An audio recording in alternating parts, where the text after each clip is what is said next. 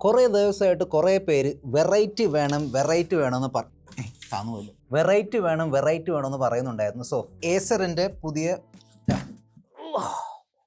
അവതരിപ്പിക്കുന്നു ഏസറുടെ echo series. Anyway, echo സീരീസിന്റെ ഭാഗമായിട്ട് വരുന്ന 23.8 ഇഞ്ച് സൈസുള്ള മോണിറ്റർ. ഒരു കാര്യം പറയട്ടെ, പലർക്കും ഈ ഒരു വിശ്വാസമുണ്ട്. അതായത് പ്രത്യേകിച്ചും സ്റ്റുഡൻസും പിന്നെ ബഡ്ജറ്റിൽ മോണിറ്റർ വാങ്ങിക്കുന്ന ആളുകൾ, അതായത് 15,000-20,000 രൂപയുടെ അല്ലെങ്കിൽ അതിന്റെ മുകളിലേക്കുള്ള മോണിറ്റർ വാങ്ങിച്ചിട്ട് എന്തെങ്കിലും കാര്യമുള്ളൂ, അതിന്റെ താഴെയുള്ള മോണിറ്ററൊക്കെ ഭയങ്കര ചീപ്പാണ്, കൊള്ളില്ലാത്തതാണ്. ഈ ഒരു ധാരണ പലർക്കും ഉണ്ട്. എന്നാൽ ഞാൻ ഈ 6,500 രൂപയുടെ മോണിറ്റർ കുറച്ച് ദിവസം ഉപയോഗിച്ചപ്പോൾ എനിക്ക് മനസ്സിലായ കാര്യം എന്താണെന്നറിയോ? ഞാൻ പ്രതീക്ഷിച്ച പ്രോബ്ലംസ് അല്ല ഇതിലുള്ളത്. പ്ലസ് ഞാൻ പ്രതീക്ഷിച്ചതിനേക്കാളും ബെറ്റർ ചില കാര്യങ്ങൾ ഇവിടെ വന്നിട്ടുണ്ട്. മെയിൻ ചോദ്യമാണ്, നിങ്ങൾക്ക് ഈ ഒരു മോണിറ്റർ നിങ്ങളുടെ കൊച്ചു ലാപ്ടോപ്പ് സ്ക്രീനിനെ ഒന്ന് വലുതാക്കി കാണാൻ വേണ്ടി ഉപയോഗിക്കാമോ, അല്ലെങ്കിൽ നിങ്ങളുടെ PC-യുടെ കൂടെ യൂസ് ചെയ്യാൻ പറ്റുമോ, വീട്ടിൽ TV ആയിട്ട് ഉപയോഗിക്കാമോ? ഈ പറഞ്ഞ ചോദ്യങ്ങൾക്കുള്ള മറുപടിയാണ് ഞാൻ ഇവിടെ തരാൻ പോകുന്നത്. സോ ഈ മോണിറ്ററും പിന്നെ ഞാൻ റെക്കമെൻഡ് ചെയ്യുന്ന ചില മോണിറ്റർസിന്റെ പ്രൊഡക്റ്റ് ലിങ്ക് ഞാൻ പ്രൊഡക്റ്റ് ടാഗിങ് സെഗ്മെന്റിൽ ടാഗ് ചെയ്തിട്ടുണ്ട്. ഓക്കെ, ഇപ്പോൾ ചെക്കൗട്ട് ചെയ്യേണ്ട ഈ ഫുൾ വീഡിയോ കാണുക, അപ്പോഴാണ് നിങ്ങൾക്ക് ചില കാര്യങ്ങൾ മനസ്സിലാവുക. അതിനുശേഷം ചെക്കൗട്ട് ചെയ്യുക. ഇതുപോലുള്ള ഇൻട്രസ്റ്റിംഗ് വീഡിയോസ് മിസ്സാവാതിരിക്കാൻ വേണ്ടി സബ്സ്ക്രൈബ് ചെയ്യാൻ മറക്കണ്ട. കൂടുതൽ സമയം വേസ്റ്റ് ചെയ്യാതെ ലെറ്റ്സ് റോ.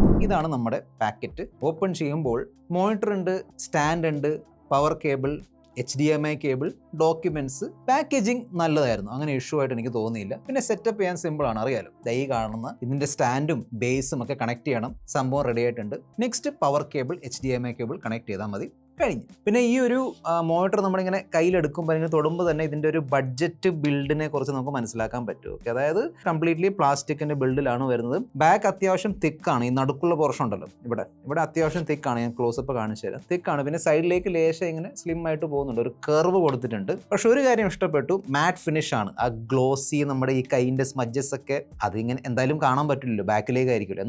എന്നാലും മാറ്റ് ഫിനിഷ് കൊടുത്തിട്ടുണ്ട്. So that is nice. Ports and buttons നോക്കുകയാണെങ്കിൽ ബാക്കിൽ HDMI ഉണ്ട്, പവറിന് വേണ്ടിയുള്ള പോർട്ട്, പിന്നെ VGA. ഇപ്പോഴും VGA പോർട്ട് ഉപയോഗിക്കുന്നവരുണ്ടോ? നിങ്ങൾ ഉപയോഗിക്കാറുണ്ടോ? താഴെ കമന്റ് ബോക്സ് എഴുതി അറിയിക്കുക. പിന്നെ അതാ ഇവിടെ ഇതിന്റെ ബാക്കിലായിട്ട് പവർ ബട്ടണും പിന്നെ ഇതേ ബട്ടൺ ഉപയോഗിച്ചിട്ടാണ് ഇതിലുള്ള മെനുവും സെറ്റിംഗ്സ് ഒക്കെ നമ്മൾ അഡ്ജസ്റ്റ് ചെയ്യേണ്ടത്. യെസ്, Type-C പോർട്ടൊന്നും വരുന്നില്ല. സോ നിങ്ങളുടെ MacBook Airഉം MacBook Proയും Type-C വഴിയൊന്നും കണക്ട് ചെയ്യാൻ പറ്റുമല്ലോ. ഓക്കെ, ബഡ്ജറ്റ് മോണിറ്റർ ആണ്, ഇത്ര പോർട്ട്സേ കിട്ടുള്ളൂ. പിന്നെ നമ്മൾ പൊതുവേ മോണിറ്ററുമായിട്ട് കണക്ട് ചെയ്യാൻ ഉദ്ദേശിക്കുന്ന ഡിവൈസുകൾ, ലാപ്ടോപ്പ് ആണെങ്കിലും നമ്മുടെ ഈ എയർടെൽ TV, ഡിഷ് TV കാര്യങ്ങളൊക്കെ ആണെങ്കിൽ അതൊക്കെ നമുക്ക് HDMI പോർട്ട് വഴി തന്നെ കണക്ട് ചെയ്യാൻ പറ്റും, നോ പ്രോബ്ലം. പിന്നെ ഈ മോണിറ്ററുടെ മൂവ്മെന്റ് നോക്കുകയാണെങ്കിൽ ലെഫ്റ്റും റൈറ്റും മൂവ് ആവില്ല. ഓക്കെ, അതിന് വേണ്ടി ഇതാ ഇങ്ങനെ പിടിച്ച് തന്നെ അങ്ങോട്ടും ഇങ്ങോട്ടും ഇങ്ങനെ തിരിക്കേണ്ടി വരും.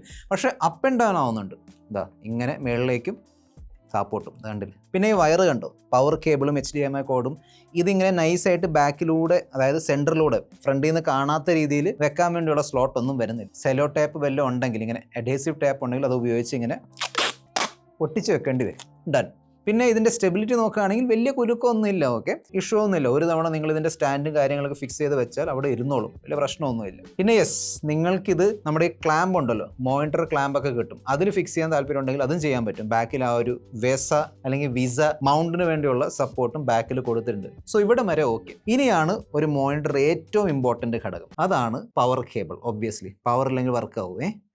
എനിവേ, ഇതിൻ്റെ ഡിസ്പ്ലേ എന്നെ ഭയങ്കരമായിട്ട് സർപ്രൈസ് ചെയ്തു. ഫ്രാങ്ക്ലി ഞാൻ ഇത്രയും നല്ല കളേഴ്സ് പ്രതീക്ഷിച്ചില്ലായിരുന്നു. കാരണം 6,500 രൂപ ചിലവാക്കുമ്പോൾ നമ്മുടെ ഉള്ളിൽ അറിയാലോ അത്രമാത്രം പ്രതീക്ഷ ഉണ്ടാവുള്ളൂ. പക്ഷേ I was very surprised. 1080p പാനലാണ്, അതായത് ഫുൾ HD റെസൊല്യൂഷൻ സപ്പോർട്ട് ചെയ്യുന്നുണ്ട്. യെസ്, അതിനു മുമ്പ് ഒരു കാര്യം ഷെയർ ചെയ്യണം.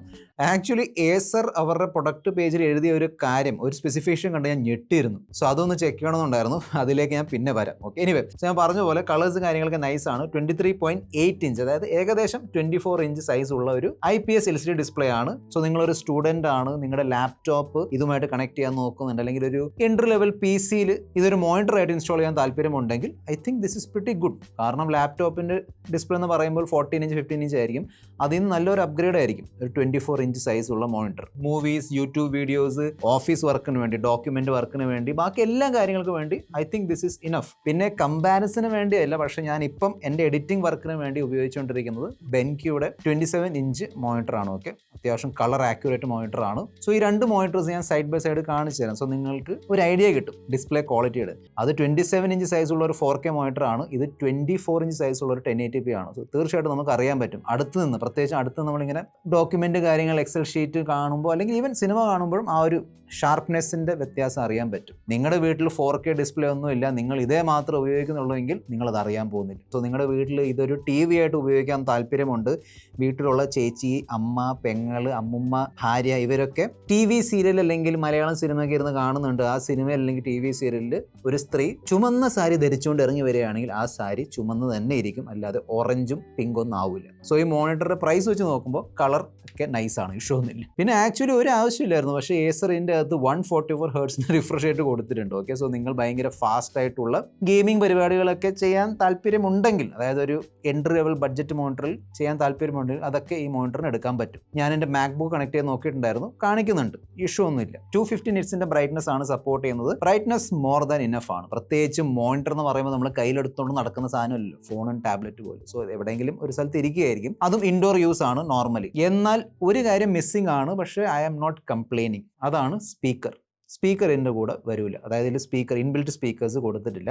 ഈ പ്രൈസിൽ സ്പീക്കർ കൊടുത്തിരുന്നെങ്കിലും അത് ഭയങ്കര ഒരു ചാത്തൻ ബോർ സ്പീക്കർ ആയിരിക്കും. സോ എന്തായാലും നിങ്ങൾ വയർഡ് അല്ലെങ്കിൽ വയർലെസ് ബ്ലൂടൂത്ത് സ്പീക്കർ ഉപയോഗിക്കേണ്ടി വരും. സോ അതുകൊണ്ടായിരിക്കും ഇതിൽ സ്പീക്കർ ഒന്നും ഇട്ട് തന്നിട്ടില്ല. ഇനിയാണ് ഞാൻ കുറച്ചു മുമ്പ് മെൻഷൻ ചെയ്ത ആ ഒരു സ്പെസിഫിക്കേഷൻ ഉണ്ടല്ലോ, ഇത് കണ്ടില്ലേ, ഇവിടെ 1 MS എന്ന് എഴുതിയിട്ടുണ്ട് ലേറ്റൻസി. ഞാൻ ഫസ്റ്റ് കണ്ടുമ്പോൾ ഞെട്ടിപ്പോയി. 6500 രൂപയുടെ ഡിസ്പ്ലേക്ക് 1 MS ലേറ്റൻസി. MS എന്ന് പറയുമ്പോൾ ഇതിലുള്ള പിക്സൽ ഉണ്ടല്ലോ, ഒരു പിക്സലിന് കളർ മാറാൻ വേണ്ടി വേണ്ട സമയമാണ് ഈ ഒരു MS എന്ന് പറയുന്നത്. എത്ര കുറവാണ് ഈ MS, അത്രയും പെട്ടെന്ന് കളർ മാറാൻ പറ്റും, അത്രയും നല്ലതായിട്ട്, അത്രയും സ്മൂത്ത് ആയിട്ട് ഇതിന് കോണ്ടന്റ് കാണിക്കാൻ പറ്റും. അത് ഗെയിം ആണെങ്കിലും വീഡിയോസ് ആണെങ്കിലും. പ്രത്യേകിച്ചും ഗെയിംസിൽ നമ്മളിപ്പം ഒരാളെ ഇങ്ങനെ അങ്ങോട്ടും ഇങ്ങോട്ട് ഗണ്ണാണെങ്കിലും ഈ മോഷൻ ബ്ലർ എന്നൊരു സംഭവം ഉണ്ടല്ലോ, മോഷൻ ബ്ലർ വരാതിരിക്കാൻ വേണ്ടിയാണ് ഈ കുറഞ്ഞ ലേറ്റൻസിയുള്ള മോണിറ്റേഴ്സ് ആളുകൾ പ്രിഫർ ചെയ്യുന്നത്. ഇതിൽ പറഞ്ഞിരിക്കുന്ന 1 MS ഉണ്ടല്ലോ, അത് ആക്ച്വലി 1 MS VRB ആണ്.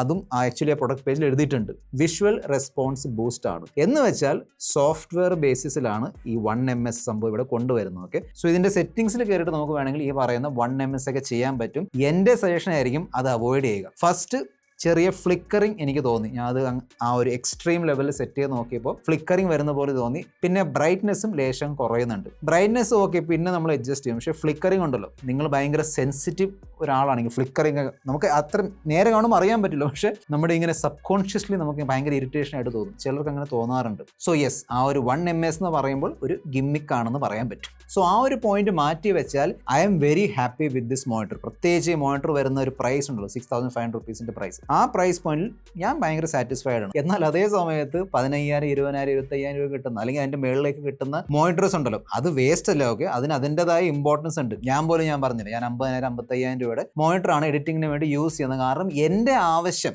അതിനെ ആ ഒരു മോണിറ്റർ ജസ്റ്റിഫൈ ചെയ്യുന്നുണ്ട്. അതുകൊണ്ടാണ് ഞാൻ അത്രയും പൈസ മുടക്കിയിട്ട് ആ ഒരു മോണിറ്റർ വാങ്ങിച്ചിരിക്കുന്നത്. വില കൂടിയ മോണിറ്റേഴ്സിൽ ആ സംഭവങ്ങളൊക്കെ ഉണ്ടാവും. Type A port, Type C port, ഒന്നിൽ കൂടുതൽ HDMI പോർട്ട്, DP പോർട്ട്, കൂടുതൽ കളർ ആക്യുറസി കിട്ടും. പിന്നെ ശരിക്കുള്ള 1 MS കിട്ടും, ലോ ലേറ്റൻസി. ഇങ്ങനെ തരികിട 1 MS അല്ല കിട്ടാൻ പോകുന്നത്. അതുപോലെ തന്നെ 165 Hz, അതിൻ്റെ മേളിലേക്കുള്ള 200 Hz, അതിൻ്റെ മേളിലേക്കുള്ള റിഫ്രഷ് റേറ്റ്, 2K അല്ലെങ്കിൽ 4K റെസൊല്യൂഷൻ കിട്ടും. എന്നാൽ ഒരു സ്റ്റുഡൻറ്റ് എന്നോട് ചോദിക്കുകയാണെങ്കിൽ, ബ്രോ എൻ്റെ കയ്യിൽ 6500 രൂപ മാത്രമേ ഉള്ളൂ, അപ്പോൾ ഞാൻ ഈ ഒരു ഡിസ്പ്ലേ വാങ്ങിച്ചോട്ടെ എന്ന് എന്നോട് ചോദിക്കുകയാണെങ്കിൽ ഞാൻ തീർച്ചയായിട്ടും റെക്കമെൻഡ് ചെയ്യും. വില കൂടിയ മോണിറ്റേഴ്സ് വേസ്റ്റ് ഓഫ് മണി ആയതുകൊണ്ടല്ല, പക്ഷെ ഒരുപാട് പേർക്ക് അത്രയും വില കൂടിയ മോണിറ്റേഴ്സിൻ്റെ ആവശ്യമില്ല, അതുകൊണ്ടാണ്. പിന്നെ യെസ്, പറയാൻ മറന്നുപോയി, 3 വർഷത്തേക്കുള്ള വാറൻറ്റിയും കിട്ടുന്നുണ്ട്. എനിവേ, ഞാൻ പറഞ്ഞ പോലെ ഈ മോണിറ്ററും പിന്നെ ഞാൻ റെക്കമെൻഡ് ചെയ്യുന്ന ചില നല്ല മോണിറ്റേഴ്സ് ലിങ്ക് ഞാൻ താഴെ പ്രൊഡക്റ്റ് ടാഗിൽ ടാഗ് ചെയ്തിട്ടുണ്ട്. ചെക്കൗട്ട് ചെയ്യാൻ മറക്കണ്ട. This your friend mister perfect tech signing of.